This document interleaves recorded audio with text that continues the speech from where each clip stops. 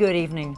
I'm Rebecca Highbottom, and this is the Red Lipstick Republic Fake News broadcast, where we do our very best to bring you the fake news, conspiracy theories, and rumors we can scavenge. Basically, we're your geopolitical soap opera reporters. We take utmost care in following the reputable sources such as Twitter's, Snapchat, Facebook, and let's not forget YouTube, where you and I meet. Fact-checking is not necessary, as this broadcast only reports on certified fake news. We are here for your entertainment, not to make you smarter. Now, who'd want that, right? Should you be inclined to come visit us again, please support us by clicking the like and subscribe button. As you are probably well aware, you vote through your clicks, so click on us. And without further ado, let's get to our story. Mysterious areas of the economy, both in what it does and how it works, and more importantly, how it affects us and the society at large. The Federal Reserve is the gatekeeper for the entire U.S. economy. It is the central bank of the United States, it is the bank of banks, and the bank of the United States government. The Fed describes itself as a necessity to combat instability and to maintain inflation levels healthy. They also feel they are a necessity to combat the complications and the inconveniences of potentially many currencies on the market if they were not around. Some history the Federal Reserve boasts about. Before the Federal Reserve was created in 1913, there were over 30,000 different currencies floating around in the United States. Currency could be issued by just about anyone. Even drugstores issued their own notes. There were many problems that stemmed from this, including the fact that some currencies were obviously more worth than others. The Federal Reserve say they brought the answer to all those problems. But did they? Really? In those times before the Federal Reserves, American had very little faith in the banking system as a whole. Perhaps they were wiser and had a healthier view of what the banks really were. The Fed's original job was to organize and standardize and stabilize the monetary system in the whole of the United States. In order to achieve this, it also needed to come up with a way to create an elastic currency, meaning it had a way to control inflation by making sure prices didn't climb too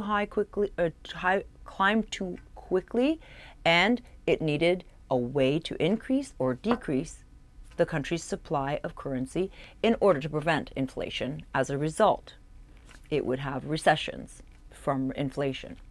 Inflation is not a good thing because it slows down the economy growth.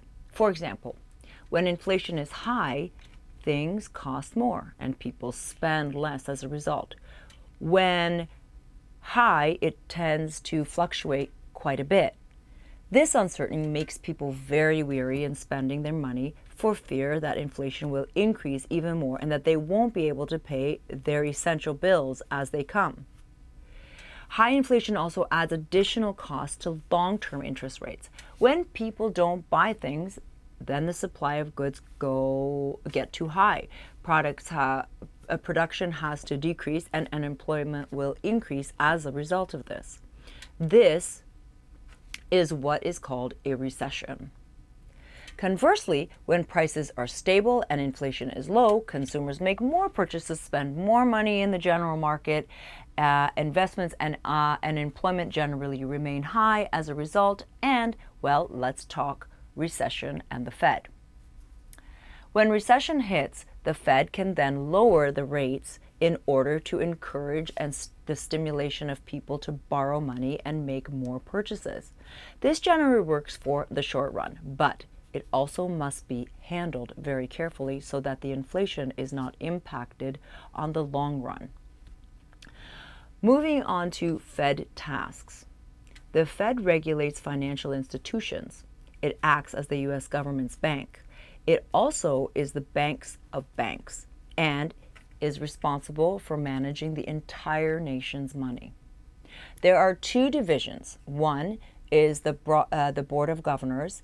The Board of Governors is responsible for setting the monetary policy, so all the rules and regulation, and managing the nation's money is the second group of the 12 regional reserve banks.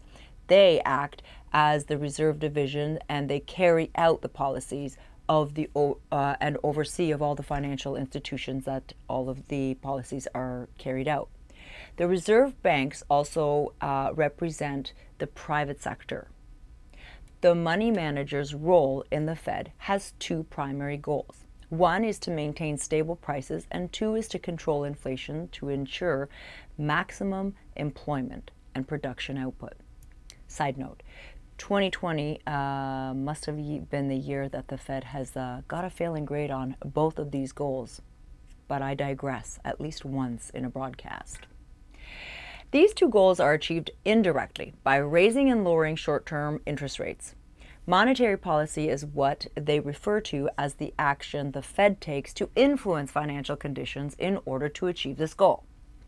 Okay, so the Fed has two primary ways to control this, and the two ways are raising and lowering short-term interest rates, which indirectly influences the demand and the increase of the demand, or the decrease of borrowing money to make purchases. If borrowing money becomes less expensive and people are more motivated to spend money because they can get better deals on loans, spending money in turn stimulates the economy, causing it to grow, which is what the Fed is trying to do in that instance. Conversely, if there is too much money in the economy, people spend more money, and the demand decreases too fast for supply to keep up. Sorry, increases, not decreases. My apologies. Prices rise too quickly as a result, and inflation results. So this might be what you're seeing in our food chain, because our food chain is showing inflation. I digress again. If there's too little money in the economy, people don't have access to spending money, and there is little economic growth. If the Fed thinks there is increasing inflation or slowdowns in the economy, the Fed then knows whether to increase or to decrease the money supply. As the Fed is the regulator for the financial institutions, the Fed establishes the rule of conduct that these institutions must follow. The regional reserve banks then carry out these supervisions and enforcements of these regulations set out by the Fed.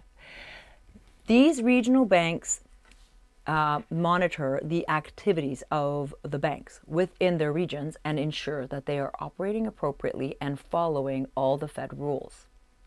The most important job the Fed has is to manage the nation's money and the overall economy.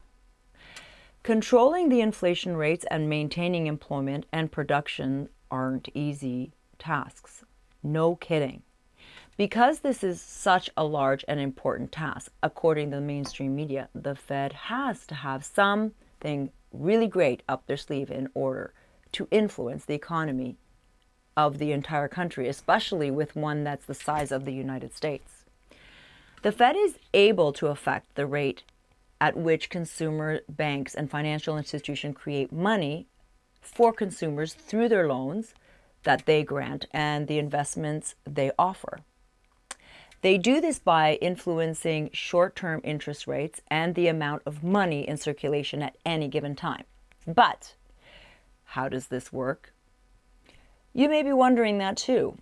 I know we were. The Fed uses three tools.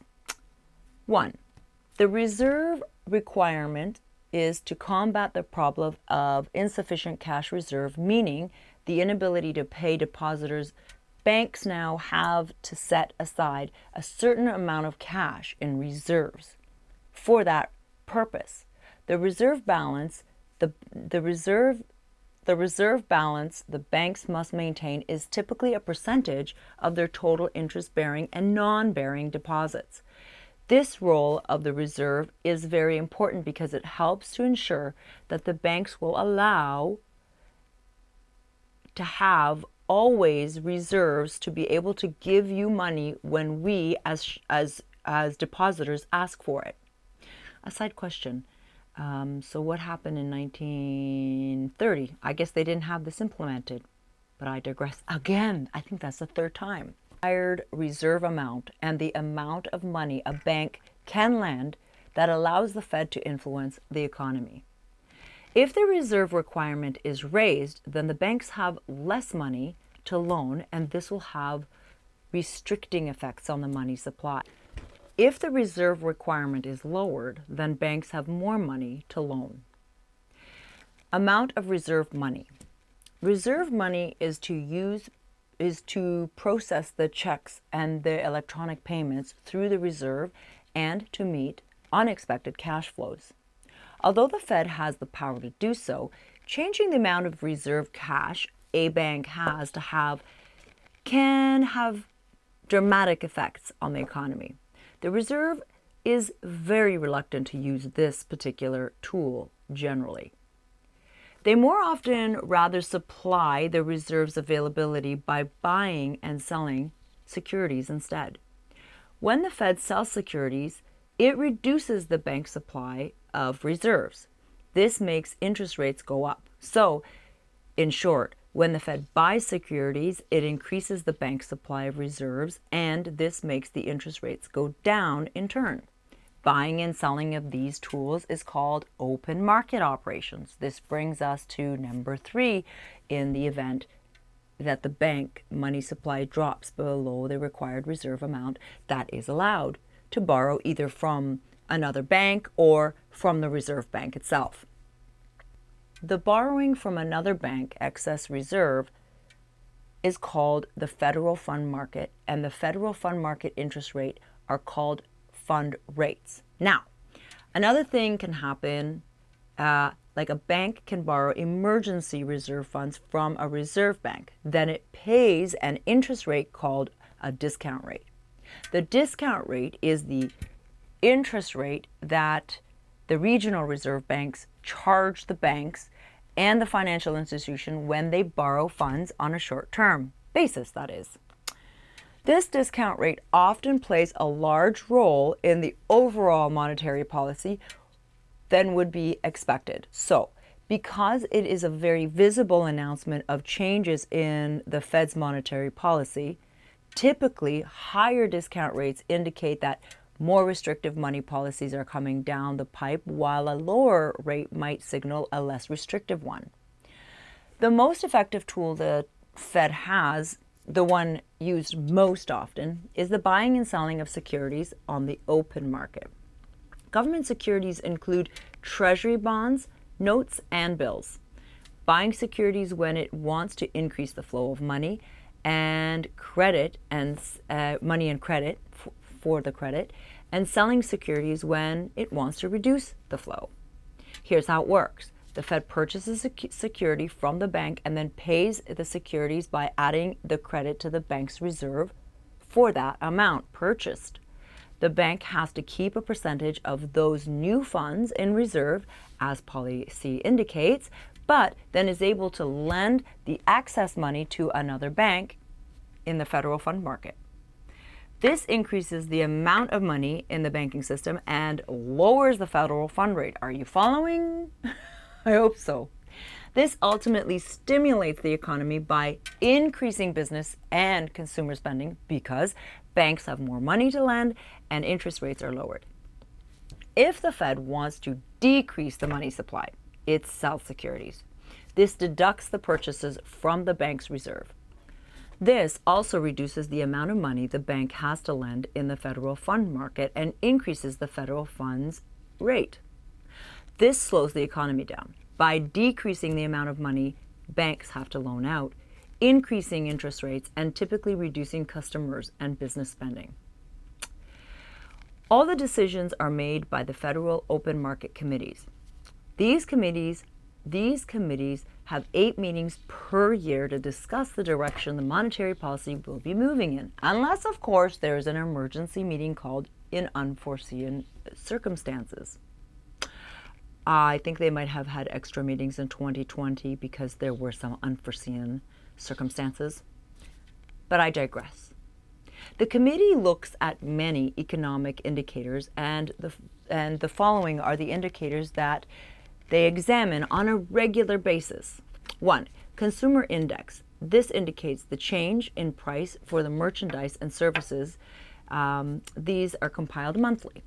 2, real gross domestic product, otherwise known as GDP. This is the total of all the goods and services in the United States. This is measured quarterly.